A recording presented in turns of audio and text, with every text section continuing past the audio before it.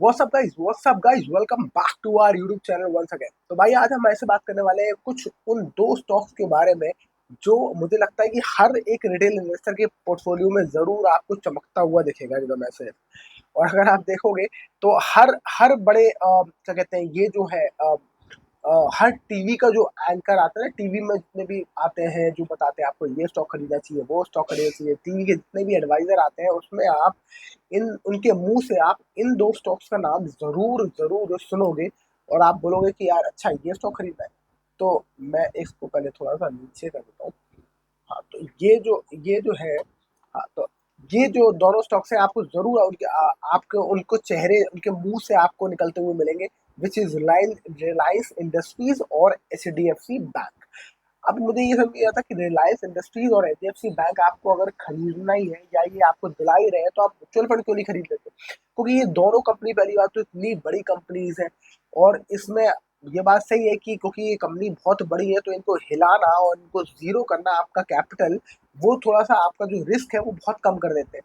पर at the same time सवाल ये है कि जब इतनी बड़ी कंपनी हो गई है तो आपने इसमें आपको जितना कम रिस्क है, रिवॉर्ड भी तो उतना ही कम होगा ना, क्योंकि रिस्क और रिवॉर्ड दोनों एक दूसरे के लिए प्रोपोर्शनल चलते हैं दोनों। जितना रिस्क उतना ही रिवॉर्ड मिलेगा अगर आपको, तो अगर आपको इतनी सेफ्टी ही चाहिए रिलायंस इंडस्ट्रीज और एचडीएफसी बैंक जितनी, तो आप म्यूचुअल फंड ले लो। मुझे तो वो समझ में आता है। पर ठीक है, फिर भी हम रिलायंस इंडस्ट्रीज को आज उठाएंगे और देखेंगे कि रिलायंस इंडस्ट्रीज में हो क्या रहा है और क्यों ये इतना ज्यादा रिटेल पार्टिसिपेंट्स का इतना ज्यादा चहेता प्यारा, हम सबको मोटा भाई जो है वो इतने प्यारे को है। तो रिलायंस इंडस्ट्रीज हमारे सामने 18 लाख करोड़ का मार्केट कैप, 18,75,000 करोड़ का market market cap. Current price 1,300 रुपया, स्टॉक का प्राइस टू अर्निंग रेशियो 24। थोड़ा सा मतलब महंगा नहीं है, ठीक है नहीं। बुक वैल्यू 623, यानी कि अभी अपन को बुक वैल्यू के ट्वाइस पे मिल रहा है। आरओसी 9.6% और आरओई 8.40%, यानी कि 10% के दोनों नीचे आरओसी आरओई एक बिग लार्ज कैप कंपनी पर फेस वैल्यू 10 आपको मिल रही है। आगे चलते हैं और एक बार देखते हैं इसका चार्ट। अब इसको एक बार आप देखो, इसके चार्ट में बड़ा इंटरेस्टिंग है। इसके चार्ट में अगर हम 10 साल का चार्ट देखें ना, तो 10 साल में ये लगातार भागता हुआ दिख रहा है आपको, लगातार ऊपर। अगर आप देखो 10 साल में, तो 2015 में अगर देखें अगस्त, ये 200 के आसपास घूम रहा था कहीं, और आज देखो तो ये 1300 के आसपास घूम रहा है। 1500 से नीचे आया है, अभी 1300 के आसपास घूम रहा है। 200 से अगर आप देखो पिछले 10 साल में, तो 200 से इसने कितनी जंप लगा ली, 6 गुना। तो ऑलमोस्ट ऑलमोस्ट 6 गुना से ज्यादा आपको इसमें रिटर्न मिल गए अगर आप इसमें बने रहे पिछले 10 साल में। यानी 10 साल में 6 गुना रिटर्न, बहुत बढ़िया रिटर्न है मैं तो कहूंगा। और आपको भी लग रहा होगा यार ठीक है, बढ़िया रिटर्न है 10 साल में तो, राइट? बिल्कुल सही बात। पर अब आप ये सोचो कि एक बार इसका ये दिमाग लगाओ आप इसमें कि उससे 10 साल पहले क्या हुआ था। तो उससे अगर हम पिछले पिछले 10 साल पहले जाए, यानी कि हम 2015 से देख रहे हैं अभी, तो हमें चाह रहा है 2005 से 2015 के बीच में।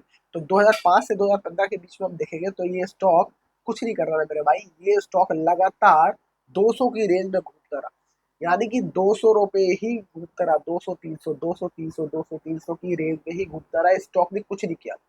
अब बताओ, इतने 10 साल अगर आप बैठे रहे और 10 साल तक अगर आपने उस 10 साल पहले आपने इन्वेस्ट किया होता तो आपको रिटर्न जीरो मिलते। अब इस 10 साल के तो आपको छह गुना पैसा दिख गया, पर उससे पहले जो हुआ था वो कुछ नहीं था। तो अगर आप ये सोचते कि आप अगर आप गलत साइकिल में फंसते तो आपको शायद 10 साल तक कोई रिटर्न नहीं मिलता, राइट? तो अगर आप इसका लॉन्ग टर्म होराइजन देखो तो अभी आपको 6 गुना दिख रहा है, पर लॉन्ग जर्नी में देखा जाए तो पिछले 10 साल जो उसने कुछ नहीं किया था, उसका इस 10 साल उसने रिवॉर्ड दे दिया। तो बेसिकली उसकी जो जर्नी है बहुत लंबी, वो बहुत ज्यादा अच्छी नहीं है। धीरे धीरे ही चला है स्टॉक और रिटर्न भी बहुत कम ही दिए उसने, क्योंकि 10 साल के हिसाब से देखो तो ज्यादा दिखता है, पर 20 साल के हिसाब से देखो तो उस हिसाब से तो इसने 6 गुना आपको रिटर्न दिए। तो राइट, अब आगे चलते हैं उसको और एक बार देखते हैं इसका प्रोज कुछ दिखाई दे रहा। प्रोज तो सारे कौन दिखा रहा है, लो रिटर्न और इक्विटी, डिविडेंड पे आउट भी बहुत कम है, company has poor sales growth, इसमें तो बहुत कम दिखा रहा है। फिर हम एक बार इसको प्रॉफिट एंड लॉस देख लेते हैं ईयरली बेसिस पे। तो प्रॉफिट एंड लॉस 2014 में 34,000 करोड़ था और अभी 1,69,000 करोड़। तो ऑपरेटिंग प्रॉफिट जो है, ऑपरेटिंग प्रॉफिट तो बढ़ गया है इसका। पर अगर अपन नेट प्रॉफिट देखें तो 22,000 करोड़ था और अभी ये 94,000 करोड़ है पिछले 10 साल में। यानी कि अपना प्रॉफिट नेट इसने बढ़ा लिया है 22,000 से 94,000, ऑलमोस्ट ऑलमोस्ट दो पाँच पाँच गुना इसने अपना तकरीबन तकरीबन 5 गुना अपना प्रॉफिट कर लिया है पिछले 10 साल में। तो अपना प्रॉफिट तो ये बढ़ा रही है, पर हमारा प्रॉफिट कब बढ़ाएगी पता नहीं। बढ़ा तो 10 साल में ही तो भागा हुआ है ये स्टॉक, ये देखा जाए तो 10 साल में भागा भी है और 10 साल में इसका प्रॉफिट भी अपना बढ़ा है। कैश फ्लो देखें 43,000 करोड़ 2014 में, और अभी 2025 में 1,78,000 करोड़ की मार्केट, 1,78,000 करोड़ का कैश फ्लो रख के बैठा हुआ है।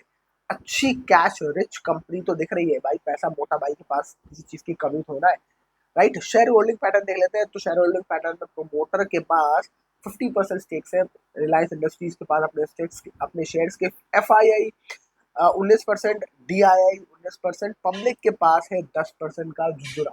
तो पब्लिक के पास कम है और ज्यादातर FII, DII और रिलायंस इंडस्ट्रीज मालिक खुद लेके बैठे हुए हैं इसमें। तो ये इसकी कहानी है। मुझे ये मोटा हाथी थोड़ा सा थकता हुआ हाथी दिखता है, और क्योंकि रिलायंस इंडस्ट्रीज पिछले 10 साल भाग चुका है, तो मुझे अगले 10 साल ये थोड़ा ऐसे रेंगते रेंगते रेंगते रेंगते दिखेगा। तो मुझे बहुत ज्यादा इसमें होप नहीं है। Next let's move to the next bank, जो है HDFC बैंक, जिसके बारे में बात करने वाले हैं। ये भी रिटेल का बहुत चहेता बैंक है, और हर adviser, TV, news channel, business news channel पे इसको रिकमेंड करता है भाई, H D F C bank. और कुछ लोग एडवाइजर तो HDFC बैंक और रिलायंस दिलाते हैं पैसे लेके। तो इसमें पैसे क्या लेना है, HDFC और रिलायंस तो सभी के पास है भाई, हर कोई खरीद सकता है। अगर तुम्हें यही बैंक दिला रहे हैं तो तुम किस बात के एज पोर्टफोलियो एडवाइजर या फाइनेंशियल एडवाइजर पैसे लेते हो मुझे नहीं पता, पर लोग दिलाते हैं और लोग देते हैं पैसे। मार्केट कैप 15,20,000 करोड़ का मार्केट कैप HDFC बैंक का। करंट प्राइस 1,900 रुपए, स्टॉक का प्राइस टू अर्निंग रेशियो 21। दोनों का देखो स्टॉक टू प्राइस, रिलायंस होता है HDFC बैंक, दोनों 21-24 के प्राइस टू अर्निंग रेशियो पे घूम रहे हैं। बुक वैल्यू 682, ये भी ऑलमोस्ट 3 गुना ज्यादा अपनी बुक वैल्यू से मिल रहा है। ROC 7%, ROE है 14%, यानी कि रिटर्न और इक्विटी थोड़ी सी अच्छी है, 14% के आसपास आपको मिल रही है। चलते आगे, इनके 10 साल का देखते हो। 10 साल में ये भी आपको तीर बना हुआ दिखता है, आपको तीर मतलब कि 2015 में 540 रुपए का, और अभी ये ऑलमोस्ट 2,000 रुपए के आसपास घूम रहा है, 1,950 रुपए के आसपास। तो ये ऑलमोस्ट 3 गुना हो गया है पिछले 10 साल में। पर लेट्स गो बैक टू 20 साल। 20 साल में क्या हुआ तो वो भी समझ में आ जाता है। तो 20 साल का चार्ट अगर हम खोले तो हमें समझ में आता है कि 20 साल में क्या हो रहा है। खुल जा भाई, खुल जा सिमसिम। हाँ, 2005 में ये अपना 53 रुपए का इसका प्राइस था, और 20, और अगर 2015 का देखें हम, तो 2015 में ये बढ़ जा आगे थोड़ा सा, 500 रुपए का हो गया। यानी कि ये तो भाई लगातार ट्रेजेक्ट्री में है ऊपर जाता हुआ। ये बैंक लगातार ट्रेजेक्ट्री में, ये रिलायंस की तरह नहीं है जो पहले नहीं चला उसके बाद एकदम से चला 10 साल। पर ये बैंक लगातार धीरे धीरे प्रॉफिट बना रहा है आपके लिए, लगातार ये वैल्यू क्रिएट कर रहा है आपके लिए। एक बार समझ लेते हैं इसके पिछले 5 साल में तो कुछ किया नहीं किया, पिछले 5 साल में, पिछले 5 साल में इसने कुछ खास किया नहीं है, क्योंकि 5 साल में देखे तो 2021 में इसकी रिकवरी आई, 2000 कोविड में तो सभी गिर गए थे। 2021 में ये 1500 के आसपास घूमा, और उसके बाद ये 1500 के आसपास ही रहा। ये अभी बहुत रिसेंटली 2024 के बाद ये अपना 1500 से बाहर निकला है, मतलब 1500 से ये 4 साल 2021 से 2024 तक 1500 की रेंज में ही घूम रहा था। अभी ये 2000 पहुंचा है, तो शायद इसमें कोई वैल्यू हो सकती है आपको, ये आगे चलता हुआ दिख सकता है। कंपनी का प्रोज है, company has delivered good profit growth 21% का, कंपनी हेल्दी डिविडेंड भी दे रही है, बढ़िया सेल्स ग्रोथ है 16.4% की लास्ट 10 साल। कॉन्स इसके ऊपर कर्जा तो आई 27,80,000 करोड़ का। अब आगे चलते एक बार और देखते हैं प्रॉफिट एंड लॉस ईयरली। तो नेट प्रॉफिट देखते हैं एक बार इसका। नेट प्रॉफिट है हमारे पास 8,000 करोड़ 2014 में, और अभी 73,000 करोड़, यानी कि ऑलमोस्ट ऑलमोस्ट 10 गुना, पिछले 10 साल में 10 गुना प्रॉफिट कर लिया। ये तो भाई कमाल की बात है। HDFC बैंक में मैंने ये सुना है कि HDFC बैंक जो इन्वेस्टर्स है उनको तो बहुत पसंद है, क्योंकि ये उनके लिए वैल्यू क्रिएट कर रहा है। पर जो HDFC बैंक में काम करते हैं एम्प्लॉयज, उनके लिए बहुत बुरा है, क्योंकि एम्प्लॉयज की बाट लगा के रखता है पूरा में। और जब बाट लगा के रखता है तभी तो सेल्स ज्यादा आती है कंपनी की, राइट। अब कैश फ्लो देखते हो। कैश फ्लो भाई 4,000 करोड़ था 2014 में कैश फ्लो, अभी ये पहुंच गया 1,27,000 करोड़ के हिसाब से। अगर 1,00,000 करोड़ भी मान लें, इसका 1,00,000 करोड़ भी मान लें, तो 1 लाख के हिसाब से अगर 30 गुना कर दे हम, तो ये 30 लाख करोड़ हो चुके। क्या कहते हो आप 1 लाख करोड़ भी मान लें तो उसके यहाँ पे 30 लाख करोड़ होना चाहिए, और अभी ये मिल रहा है आपको 15 लाख 20 हजार करोड़ रुपए, यानी कि कैश फ्लो के हिसाब से तो बॉस ये आपको सस्ता मिल रहा है, राइट। कैश फ्लो के हिसाब से तो बॉस ये आपको अभी अभी भी अंडर वैल्यू दिख रहा है उस हिसाब से।